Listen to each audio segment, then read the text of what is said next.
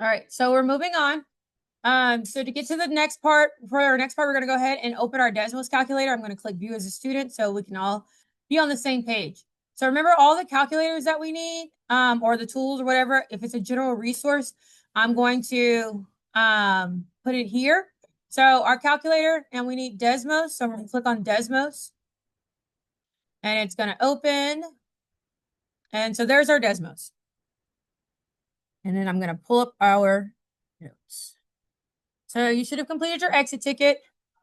We're going to do this on the next class. So 1A.4, creating and analyzing residual plots with calculator. Part 2. Part 2 is focused using Desmos. Okay, so using Desmos. All right, so a residual plot graph shows the residuals for all points on the given data. So it's going to show us like where the differences lie. So remember how you found those values, that -2, the 4.6, or whatever? Those are your residual plots. Those are your residual points. I'm sorry. With your residual points, you are deciding whether they're above or below the axis of symmetry. X-axis of symmetry right here. It's only on the positive x-axis is where they are plotted. So it shows residuals for all points in the given data. Remember, actual minus expected, okay? So what we're looking at is our actual minus expected when we talk about residual. So in our previous notes, we were using expected, actual, sorry, I can't talk. We were using the same thing. I'm just writing it a little smaller, just actual minus expected. And we're still referring to the Y values. Y values. I'm squeezing it in there. Oh, I couldn't squeeze it in there. Sure. Let's try that again. Y values. Okay. So it's the actual minus expected. It's your output, which is your Y values. If majority of the points are close to the x-axis, the regression model is good. Okay. So if it's majority of your points are on your x-axis, so on this guy, then it's a good model. Okay. It's a decent model. If all of your points, if all of them are on the x-axis, then it is what we call a perfect model. So if they're all on there, then it's a perfect model. If you're just sitting here, we're on the second part of our notes that we put in that pocket. So in case you're wondering where the information is going or coming from, it's the second part of our notes that we put in our little pocket, and we're filling in those blanks. Okay. So for the first part, it says shows the residuals for all of the points in the given data. Okay. If majority of the points are close to the x-axis, this means the regression model is a good model. If all points are on the x-axis, then this means the regression model is a perfect model.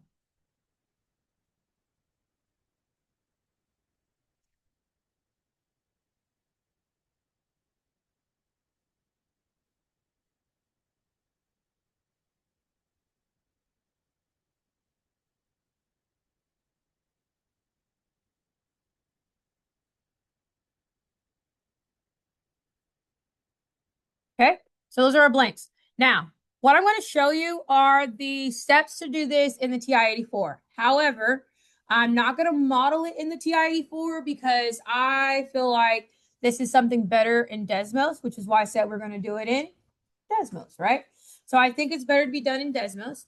But there are steps that if you are a handheld person and you would like to try to go through those steps, these are the steps that you would follow in the handheld to complete, okay? But we're going to be doing it in Desmos, okay? So with your notes, your booklet should open side by side. And on one side is the I do, which is our table. And the other side are the steps that we're going to be following to complete that table. Does that make sense? Yes. We got it yesterday. It was in the green basket. If you want to grab it out of the green basket, it should be there still. If you need extras, another one. So we're going to follow the side-by-side steps. Is that cool? All right. So my steps aren't side by side because it's on the screen for you to fully see. But we're going to create a scatter plot. So the first thing we're going to do is create a scatter plot in Desmos. And it says to make a scatter plot, we already know. So we're going to follow those steps that say, how do we make the scatter plot in Desmos? So to make our scatter plot in Desmos, remember we're clicking the plus sign button, and then we click add a table. We're going to type in our X1s and our Y1s. Okay. What I do need you to make a note of is you're going to press the magnifying glass. So to adjust your window, make sure you press magnifying glass. In case I didn't write it. And it'll auto adjust. If you want to do it yourself, then you can as well. After that, we then are just going to go through the steps of finding our regression, which we've already know how to do. Okay, ready? So I'm going to go to my Desmos, which I told you to go ahead and have open, right? We're going to hit plus. We're going to add our table. And we're going to put in our values. Remember, Desmos, it's a computer. So if you start off with 1 and 2 and it realizes the pattern, it will continue the 1 and 2 just by pressing enter. That's only on the input. On the output, you got to put everything exactly how it is. So on my output, I'm typing in 2 and 3/10. I'm typing in 2 and 7/10. 3 and 1/10. 3 and 5/10. 3 and 9/10. 4 and 3/10. 4 and 7/10.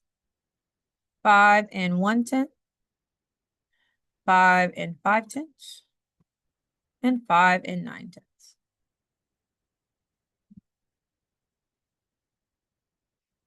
So I typed in my X values, I typed in my Y values, so that's steps 2 and 3.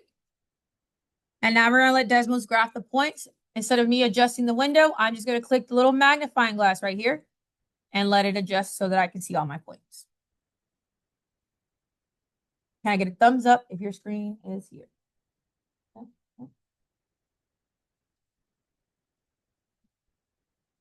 Okay.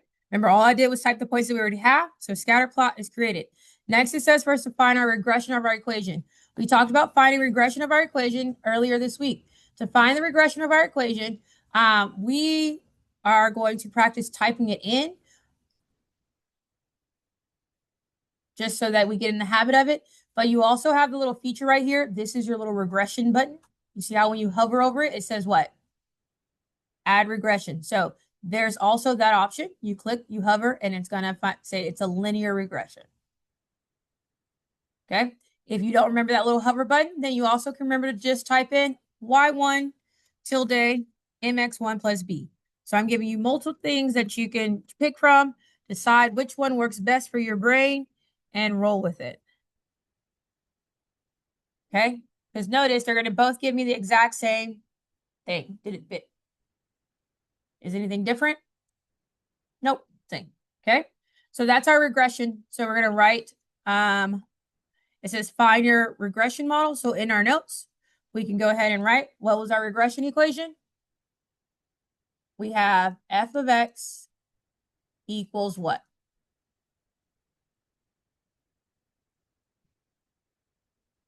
Nobody's going to tell me what it says on your computer. Thank you.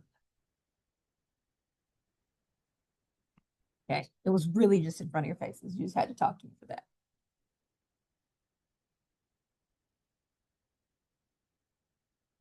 All right.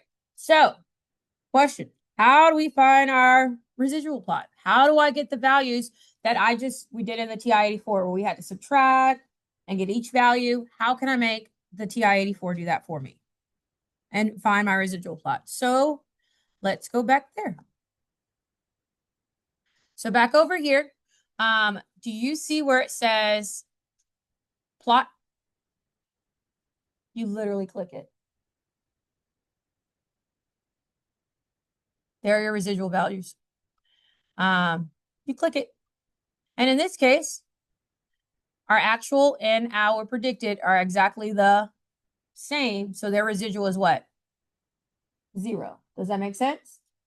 Okay. So it literally clicks it on, put it on here, and it does it for you, and it does the subtraction for you.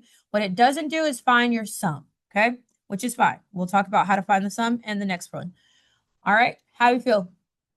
So based on the fact of what we just talked about, our residual, notice how they are all on the positive x-axis, right? Because they're all on the positive x-axis, what does this mean? It's a perfect model, okay? Because they're all on the x-axis, it's a perfect model. So the graph and describe the residual plot. All residual points. I really need them to give me my program so my writing can get better. I promise you, once I have a program, it'll be so much better. All residual points are on the line. So it's a perfect linear regression model. Perfect model.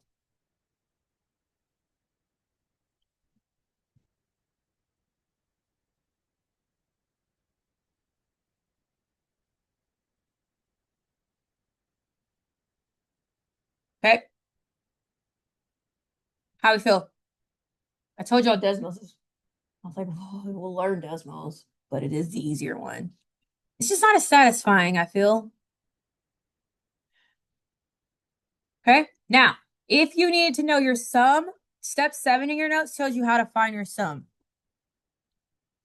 And to find your sum, you have to type.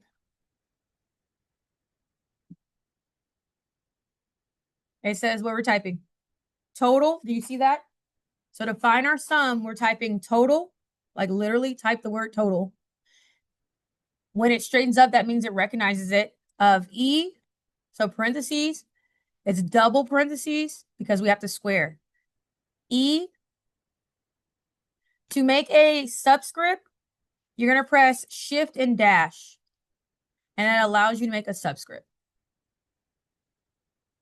To make a power, an exponent, you press shift and 6. And you can make a power. You can close the parentheses, but it also knows that it is closed on its own, so it'll close itself. And our residual squared is 0. So when your residual squared is 0, that is a perfect model. Oh, so it's supposed to be so it'll be 0. Yeah, because what are all of our values for our residual? 0. So if I add up this whole column, what is it going to be? 0. Does that make sense? So our sum better be 0, or there's something weird is happening if it's not. Okay? How do you feel about using Desmos to find your residuals in the square? Okay? All right, we're going to do it again. And let's see how it goes with our we do. Well, we can't really put the picture there, but right, done. I don't know. Done. There we go. All right. So we're going to do the next part. Now, your table got cut off on the bottom. Y'all see that? It got cut off a little bit. So what I would like for you to do is on the back, you should have space where you can write down these values. And we're going to write them there. Okay? Because I'm going to have to go to the calculator page, but I want to make sure you have the values. So go ahead and write the table down on the back. And then we're going to go through the same process again. If you feel confident, please, please, please work ahead, okay? Just like with the calculator, we're going to clear our Desmos so that we're starting off with a clear, fresh page.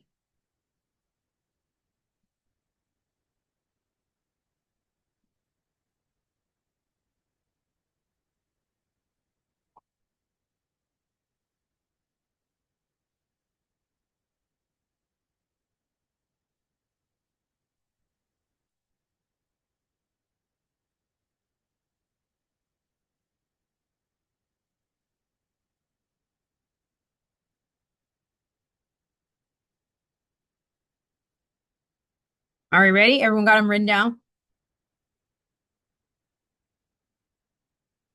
Yeah.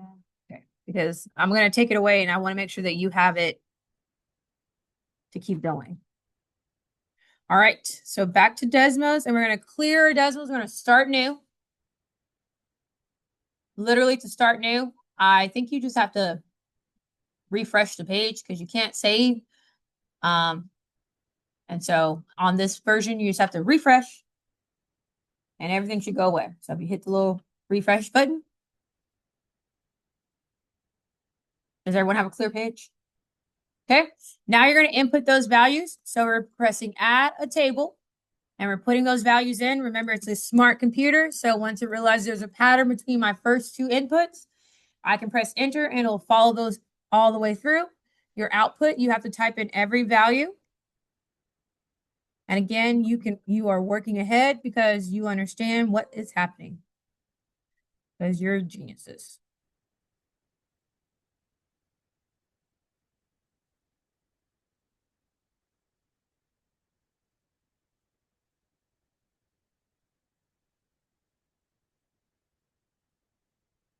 Okay. After you have put your values in, remember you want to adjust the window. You can manually adjust on tools, but why would we want to work that hard when there's a magnifying glass, right? And there are all of our points. Okay. Remember, we have two options to get our regression model. Option number one is you can click the little regression button and it finds it. Option number notes is you can type it as Y1. This is the old school Desmos way. But and notice that they are going to both be exactly the same. So can I write down my function or my regression equation? I'm sorry. Why, yes, I can. Am I going to write? No, I'm going to just copy because I don't feel like writing again and struggling through it. You guys have to write because it's on paper, but I refuse.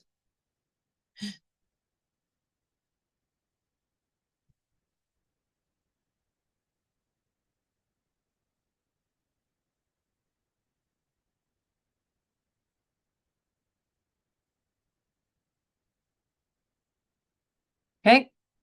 So now you've written it down. Now it says it wants us to analyze our residual plot. So you should have written down rounded, but I didn't because I copied and pasted it. So that's what happens. Now we're going to do the graph and describe the residual plot.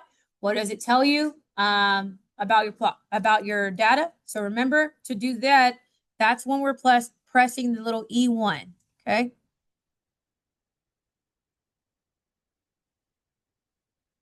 Okay, on the screen. So let's go back. And you see where it gives us the option of plot E1 or E2. Doesn't really matter because they're exactly the same. I'm going to do E1 so it can be true. There we go. All right. Remember, these are our residuals. So what did the calculator do for us?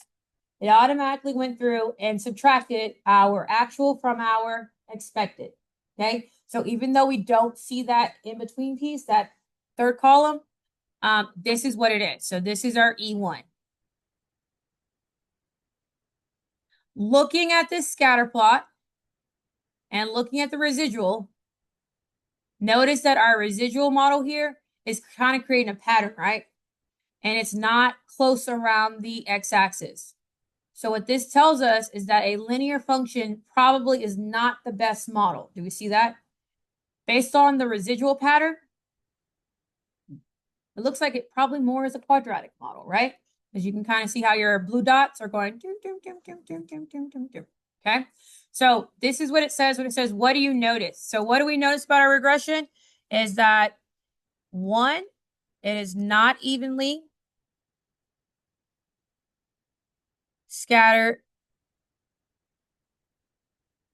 or on the x-axis. When we say evenly scattered, that means I have the same, like relatively equal amount above and equal amount of below, right? There's no real pattern. It's just that means it's a possible dual. Okay. And because there appears to be a pattern, appears to be a pattern, not best fit.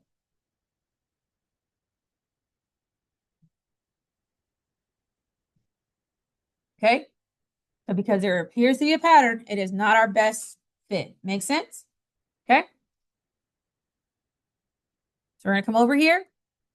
And then we're going to find our e squared to see how high that number is. Because remember, the bigger your e squared is, that means the more errors there are, right? And ideally, you want your e squared to be low and as possible close to 0, right? Because 0 errors, okay? So to find our total for our thing, again, remember it's total, parentheses, double parentheses, E1 squared. Okay. I hit enter. And it's pretty high, right? Pretty high. It's at 176. So it's a model I can use, but is it the model that's going to give me the most accurate prediction? No. Okay. That's what your e squared is telling you. That is what your residual plot is telling you. And that's how you know. Okay. I'm going to show y'all just to show you what happens when I switch to quadratic. What happened when I switched to a quadratic? They got closer to the x-axis. My e squared did what? Got decreased, got closer to 0. So I can clearly see that this would be a better representation of that data. Yes? All right. Which one do you like the most? Do you like it on the calculator or do you like it on Desmos? I know, you don't have to answer. Okay. All right. So, what we're doing is our Desmos. Is this us? What looks pretty? Oh.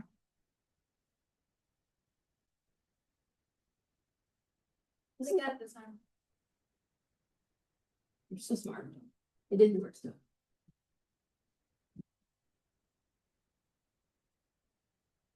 All right, so we're now going to be on to our Desmos exercise. Okay.